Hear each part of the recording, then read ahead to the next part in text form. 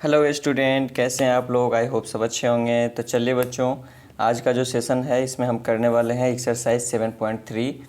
और 7.3 करने से पहले समझते हैं थोड़ा सा कि इसमें दो और क्राइटेरिया ऐड हो गए हैं, like SSS and RHS.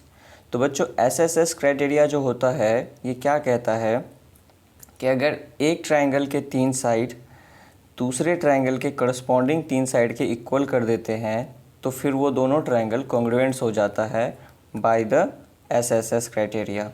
Same इसी तरीके से आरएचएस होता है। आरएचएस का मतलब होता है राइट एंगल हाइपोटेनस साइड। ये सिर्फ राइट एंगल ट्रायंगल में अप्लाई होता है, ठीक है। तो जब दो राइट एंगल ट्रायंगल में राइट एंगल इक्वल हो जाता है, हाइपोटेनस हाइपोटेनस के इक्वल हो जाता है, और दो साइड में से कोई एक साइड अगर इक्वल होते हैं तो हम कह सकते हैं कि ये आरएचएस क्राइटेरिया से एक दूसरे के कॉन्ग्रुएंट्स हो जाएगा। तो यही दो क्राइटेरिया ऐड हो गए हैं, बाकी जो थे वो तो रहेंगे। तो अब हम जो 7.3 करने वाले हैं इसमें कोई भी क्राइटेरिया अप्लाई हो सकता है, ठीक है। टोटल 5 क्राइटेरिया है जिसमें से कोई भी अप्लाई हो सकता है। तो चलिए सेशन को स्टार्ट करते हैं। और उससे पहले अगर आप चैनल पर नए हैं तो प्लीज़ वीडियो को लाइक और शेयर ज़रूर कीजिए, और साथ ही साथ सब्सक्राइब कीजिए ताकि और भी इसी तरीके का वीडियो आपको मिलता रहे। देखिए, तो यहाँ पे बच्चों क्वेश्चंस फर्स्ट क्या कहता है कि in triangle A B C and D B C are two isosceles triangle. Isosceles triangle का मतलब होता है कि उसके दो साइड इक्वल होंगे on the same base B C. अगर हमारा बी सी बेस है तो इसका मतलब है कि इक्वल साइड ये दोनों है ए बी सी के अंदर, और डी बी सी के अंदर ये दोनों इक्वल है, ठीक है। आगे बढ़ते हैं। And vertices A and D और the same side of B C if A D is extended to the intersected B C at P. अब जैसे ए डी को हम एक्सटेंड किए तो वो क्या कर रहा है, बी सी को पी पे कट कर रहा है। सबसे पहले हमें शो करना है कि ए बी डी यानी कि ये वाला ट्रायंगल कॉन्ग्रुएंट्स है ट्रायंगल ए सी डी के, that means A C D इस ट्रायंगल के, ठीक है। तो चलिए स्टार्ट करते हैं। आंसर फर्स्ट, इसमें हमें क्या करना है, तो जो गिवन है वो क्या है, गिवन है कि ए बी जो है वो इक्वल है ए सी के, ठीक है। ए बी इक्वल है ए सी के because of isosceles triangle. And the second one is B D equal है डी सी के। ये दोनों आपका गिवन पार्ट है, ठीक है। इसके बाद जो है आपको जो प्रूफ करना है वो लिख लीजिए, टू बी प्रूफ। प्रूफ क्या करना है, तो प्रूफ करना है triangle A B D congruents triangle A C D, okay. तो चलिए देखिए, जैसे ये हमें गिवन है और ये हमें प्रूफ करना है। दोनों जिस ट्रायंगल को कॉन्ग्रुएंट्स प्रूफ करना है उसको आप कंपैरिजन कर लीजिए। तो क्या हो जाएगा, इन triangle A B D and triangle D B C, इन दोनों ही ट्रायंगल में आपको क्या दिख रहा है कि ए बी इक्वल है ए सी के, that is A B equal to A C, and B D equal to D C, B D equal to D C. ये दोनों गिवन पार्ट हैं तो उसके नीचे रीजन लिख देंगे। फिर अब आपको दिख रहा होगा कि ए डी जो है वो ए डी के कॉमन है, ठीक है। दैट इज़ ए डी जो है वो ए डी के कॉमन है। ए डी इस ट्रायंगल में भी है और इस ट्रायंगल में भी है, तो हम यहाँ पे कह देंगे कॉमन है ये। आपको क्या दिख रहा है यहाँ पे कि अभी अभी मैंने बताया कि अगर एक ट्रायंगल के तीन साइड दूसरे ट्रायंगल के तीन साइड के इक्वल कर देते हैं तो वो क्या हो जाता है, कॉन्ग्रुएंट्स हो जाता है बाय एसएसएस क्राइटेरिया। तो लिख देंगे कि by SSS that is side side side congruency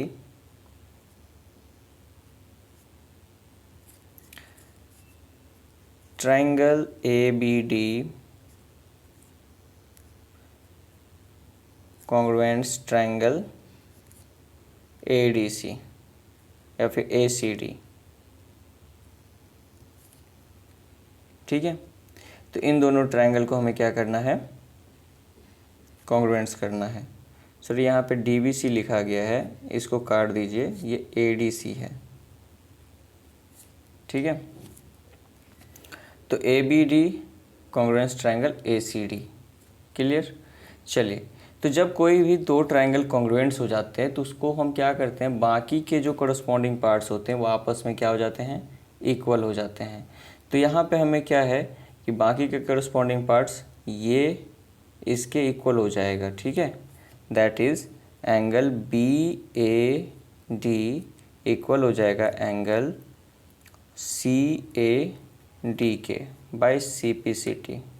okay, हम इस एंगल को इसलिए इक्वल किए हैं ताकि हम इसका यूज कर सकें। ठीक है, तो चलिए इसको यूज करेंगे नेक्स्ट स्टेप में। तो पहले तो ये हो गया प्रूफ, कॉन्ग्रुएंस प्रूफ करना था। दूसरा हमें क्या कह रहा है, दूसरा हमें कह रहा है कि triangle ABP congruence triangle ACP। देखते हैं फिगर में कौन सा ट्रायंगल है।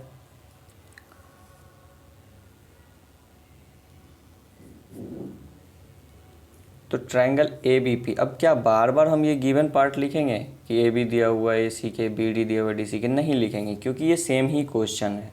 ठीक है, जब सेम क्वेश्चन होता है तो हम सीधे लिखते हैं टू बी प्रूफ। नेक्स्ट क्या प्रूफ करना है आपको, तो इसमें आपको क्या करना है, to be proof.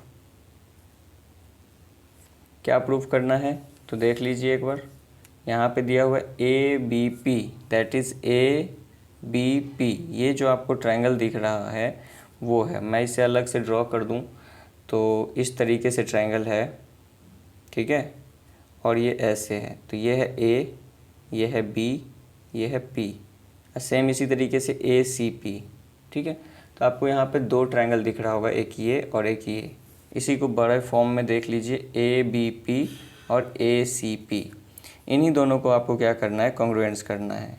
ABP congruence triangle ACP।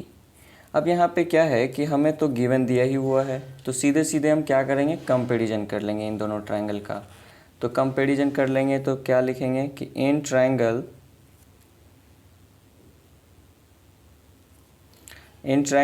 ABP and triangle ACP।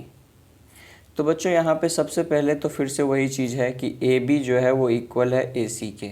ठीक है, तो लिख लीजिए कि AB हमारा इक्वल है AC के, क्योंकि ये गिवन है। दूसरा क्या दिया हुआ है कि AP कॉमन है, तो साइड AP कॉमन है AP के। ठीक है, और फिर थर्ड क्या इन्फॉर्मेशन है, अब यहाँ पे देखिए कि मैंने अभी अभी आपको CPCT से ये जो एंगल है वो एंगल इसके इक्वल किया था। दैट मीन्स ये एंगल इसके इक्वल है। ठीक है, CPCT से। तो आप इसको लिख सकते हैं कि BAP, angle BAP is equal to angle CAP, CPCT। तो जब दो ट्रायंगल के दो साइड और बीच के एंगल दूसरे ट्रायंगल के दो साइड और बीच के एंगल के इक्वल होते हैं तो वहाँ पे कौन सा क्राइटेरिया यूज होता है, साइड एंगल साइड। ठीक है, तो लिख देंगे by side angle side congruency. क्या हो जाएगा, triangle ABP congruence triangle ACP। ठीक है, हो गया। अब जब ये कॉन्ग्रुएंट्स हो गए तो CPCT से हम यहाँ पे भी लिख सकते हैं। क्या लिखेंगे, यहाँ पे भी लिखेंगे रिक्वायरमेंट क्या है हमारी। तो हम क्या कर सकते हैं यहाँ पे कि P को इक्वेट कर सकते हैं, जैसे कि ये है ना APB, इक्वल कर सकते हैं APC के। तो angle A P B equal हो जाएगा एंगल ए पी सी के, सी पी सी टी से। ठीक है, चलिए नेक्स्ट थर्ड पार्ट देखते हैं हमारा क्या है। तो थर्ड पार्ट में बच्चों यहाँ पे क्या है समझते हैं। थर्ड पार्ट में है A P bisect A as well as D. तो जैसा कि आपने यहाँ पे सी पी सी टी से इस एंगल को इसके इक्वल कर दिया, इसका मतलब क्या है कि ए पी जो है वो ए को बाइसेक्ट कर रहा है। ठीक है, और साथ ही साथ आप देख लीजिए कि ये जो एंगल है वो तो डी को क्या कर रहा है, बाइसेक्ट कर रहा है। तो क्या हमें अलग से इसको कॉन्ग्रुएंस प्रूफ करने की ज़रूरत है? नहीं। अगर ये एंगल बाइसेक्ट कर रहा है तो ये एंगल भी क्या करेगा, बाइसेक्ट करेगा। ठीक है, तो सिंपली समझना है, लिख देना है कि एंगल बी ए डी, तो बी ए डी के वक्त को हम आगे बढ़ा देंगे तो बी ए पी हो जाएगा। तो बी ए पी इक्वल है एंगल सी ए पी के। ठीक है, और साथ ही साथ सी पी सी टी से ये भी तो इक्वल हो गया जब हमने इन दोनों को कॉन्ग्रुएंट्स करा था। ठीक है, जैसे आपने देखा यहाँ पे ये दोनों ही ट्रायंगल कॉन्ग्रुएंट्स थे, तो इसका मतलब ये एंगल जो है वो इसके इक्वल है। और ये कौन सा एंगल है, डी का 2 पार्ट्स है। ठीक है, तो कह देंगे सी पी सी टी से ये आया था।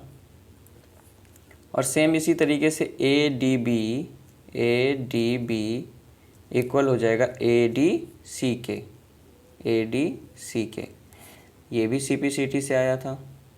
तो दोनों ही एंगल क्या है, ये एंगल इसके इक्वल है और ये एंगल इसके इक्वल है। इट मीन्स कि ये जो ए पी है ये ए को भी बाइसेक्ट कर रहा है और डी को भी बाइसेक्ट कर रहा है। तो लिख देंगे therefore A P bisect angle A as well as angle D. Clear. अब लास्ट जो है हमारा फोर्थ पार्ट, वो आप यहाँ से कर सकते हैं। जैसा कि मैंने यहाँ पे आपको बताया कि ए पी बी इक्वल है ए पी सी के, यानी ये एंगल इक्वल है इस एंगल के। ठीक है, ए पी बी इक्वल है ए पी सी के, बट ये दोनों तो लीनियर पेयर है। तो लिखेंगे कि angle A P B equal to angle A P C, C P C T से। ठीक है, but angle A P B जो है plus angle A P C जो है उनका सम 180 हो रहा है, क्योंकि ये लीनियर पेयर फॉर्म कर रहे हैं। तो अगर मैं किसी एक को दूसरे के फॉर्म में लिख दूं तो ये दोनों आपस में इक्वल है, तो बिल्कुल हम ऐसा लिख सकते हैं कि twice of angle A P B, यानी ए पी सी को भी हम ए पी बी लिख देंगे। तो A P B plus A P B कितना हो गया, twice of angle A P B equal to 180 degree. That is A P B जो होगा वो हमारा हो जाएगा 90 डिग्री। ठीक है, अगर ये 90 है तो ये भी 90 है। इसका मतलब ये हो गया कि, और साथ ही साथ एक चीज़ और है कि आप जब यहाँ पे सी पी सी टी कर रहे थे तो ये साइड जो है वो भी इसके इक्वल हो जाएगा। ठीक है, क्यों? क्योंकि देख लीजिए जब आपने ये दोनों ट्रायंगल कॉन्ग्रुएंट्स करा तो बी पी जो है वो इक्वल हो जाएगा पी सी के by the C P C T. तो ऐसे ही यहाँ पे आपको समझना है कि ये तो 90 हो ही गया and B P equal to P C by the C P C T. तो जब एंगल भी 90 हो गया और ये दोनों बाइसेक्ट भी हो रहे हैं, इट मीन्स आप क्या कह सकते हो कि A P is the perpendicular bisector of B C. Therefore A P is the perpendicular